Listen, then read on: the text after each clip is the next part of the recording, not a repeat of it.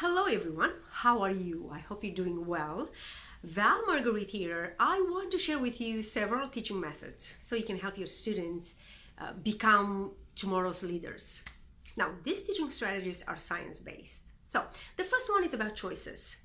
Students love choices. They don't like to be told what to do. Do you want to be told? Do you like to be told what to do? Probably not. And scientifically speaking, we are wired for choices. So in your teaching, in your assignments, please provide choices. Have students submit their assignments the way they want it to, right? As long as they meet your expectations, they show competence, that's what you want. Excuse me.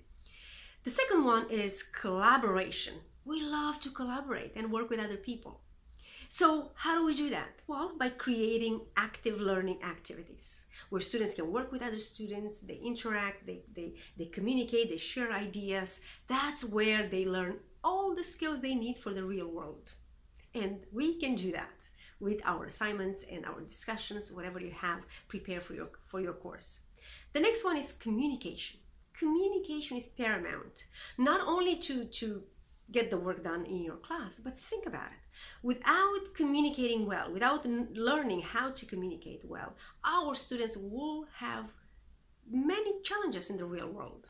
So we want to provide activities, learning environments where they have an opportunity to collaborate and to communicate so they can build their self-confidence and self-esteem. So when they finish your course, they can move on to other courses and they can, speak up and communicate their ideas without any worries. That was number 3. Number 4, critical thinking. Critical thinking. How are we going to solve the problems? And we have so many global problems, right? Global problems, local problems, they all require global solutions and global ways of thinking. So we need to teach our students critical thinking and how important it is. Our students need to know that there are different perspectives out there, different viewpoints, because we have people from different cultures and different backgrounds with different values. So how are we going to prepare our students for the real world if we don't provide this environment in our classes, online or offline, so they can really think about perspectives that may be different than their own, and then use science to really understand, is there evidence for what they talk about?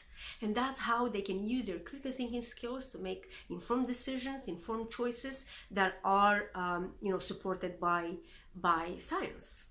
And the last one, but not least, that's creativity. Creativity.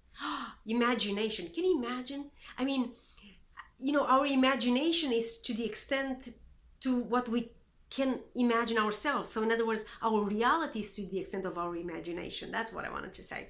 And so how do we make sure that our students are free to think and to imagine? We have to create this environments for our students. Challenges. Set up challenges for our students.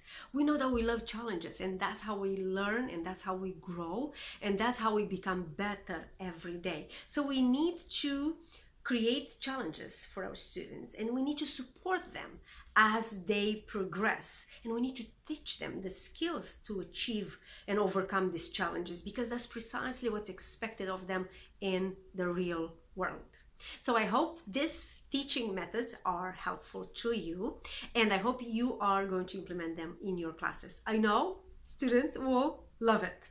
Thank you everyone, and I'll talk to you soon.